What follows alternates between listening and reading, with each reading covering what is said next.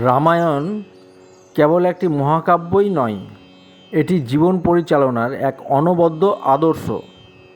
এর প্রতিটি চরিত্র আমাদের ভিন্ন ভিন্ন নৈতিক ও জীবনমুখী শিক্ষা প্রদান করে। আজকে আমরা জানব রামায়ণের শ্রী রামচন্দ্রের গল্প। শ্রী রামচন্দ্রের চরিত্র থেকে আমরা কি কি শিক্ষা পাই তা আমাদের জানা খুবই প্রয়োজনীয়। রামচন্দ্রের চরিত্র থেকে আমরা পিতৃভক্তি, কর্তব্যপরায়ণতা এবং সহনশীলতার এক চরম শিক্ষা আমরা লাভ করি। শ্রী রামচন্দ্রের চরিত্রকে মর্যাদা পুরুষোত্তম বলা হয়, কারণ তিনি একজন মানুষের পক্ষে সম্ভব শ্রেষ্ঠ আদর্শগুলি স্থাপন করে গেছেন। তার জীবন থেকে আমরা এমন কিছু বাস্তবসম্মত শিক্ষা পাই যা আমাদের বর্তমান জীবনকে আরও উন্নত ও শান্তিময় করতে পারে। শ্রী রামচন্দ্রের চরিত্র থেকে আমরা প্রথম যে শিক্ষাটা পাই তা হলো প্রতিকূল পরিস্থিতিতে ধৈর্য। অর্থাৎ বলতে গেলে শ্রীরামের রাজ্য অভিষেকের ঠিক আগের মুহূর্তে তাকে 14 বছরের বনবাসে যাওয়ার আদেশ দেওয়া হয়। তিনি ভেঙে না পড়ে বা অভিযোগ না করে শান্তভাবে তা মেনে নেন। এর থেকে আমরা কি শিক্ষা পাই? এর থেকে আমরা শিক্ষা পাই জীবনে হঠাৎ আসা বড় কোনো বিপর্যয় বা অঘটনে অবিচল না হয়ে শান্ত মাথায় পরিস্থিতি মোকাবিলা করা উচিত। এটা অবশ্যই আমাদেরকে শিখতে হবে শ্রী রামচন্দ্রের চরিত্র থেকে। 2 নম্বর আমরা কি শিখতে পারি? 2 নম্বর আমরা শিখতে পারি বাবা মায়ের প্রতি শ্রদ্ধা।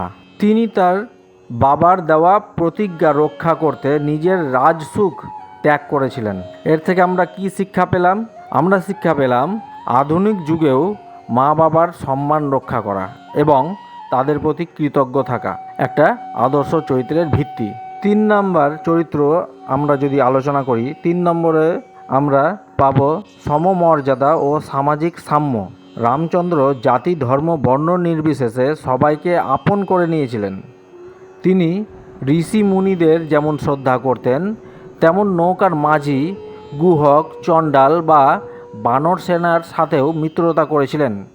এমনকি শবরীর দেওয়া এঁঠো ফলও তিনি পরম তৃপ্তিতে খেয়েছিলেন। এর থেকে আমরা কি শিক্ষা পাই?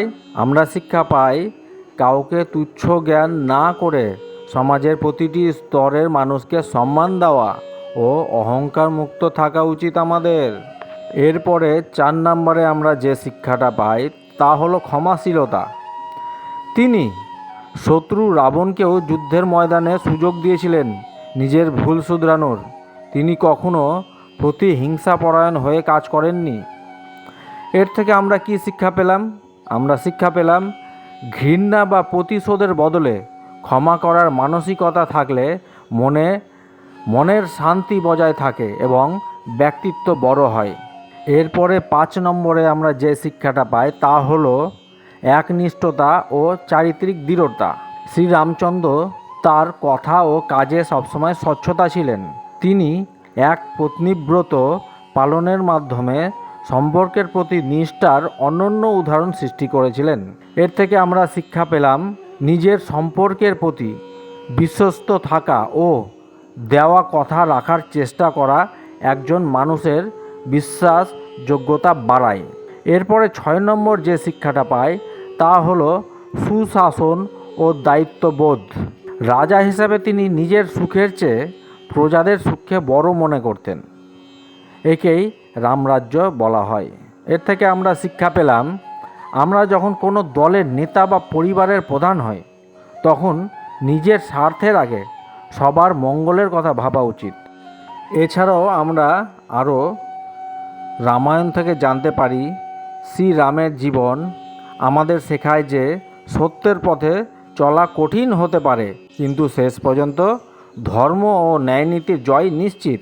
আমাদেরকে শুধু পূজা করলেই হবে না, আমাদেরকে রামায়ণ পড়তে হবে, মহাভারত পড়তে হবে। রামায়ণ পড়ে আমরা কি শিক্ষা পাচ্ছি সেটা জানতে হবে, শিখতে হবে। রামের চরিত্র জেনে আমাদেরকে রামের চরিত্র অনুযায়ী কাজ করতে হবে। তাহলেই আমরা প্রমাণ দিব আমরা ভগবানকে ভালোবাসি। শুধু পুজো করলেই হবে না। রামায়ণের এই শ্রী রামচন্দ্রের চরিত্র যদি আপনাদের ভালো লাগে তাহলে আপনারা লাইক করবেন, এবং যদি মনে হয় যে রামচন্দ্রের মতো চরিত্র প্রত্যেকটা পুরুষের হওয়া উচিত, তাহলে আপনারা শেয়ার করে প্রত্যেকটা পুরুষকে আপনারা সাহায্য করুন তার চরিত্র জানার জন্য, শ্রী রামচন্দ্রের চরিত্র জানার জন্য, সমাজে যাতে ভালো এবং উন্নত হয় তার জন্য আমার এই ভিডিওটি আপনারা শেয়ার করে দিতে ভুলবেন না।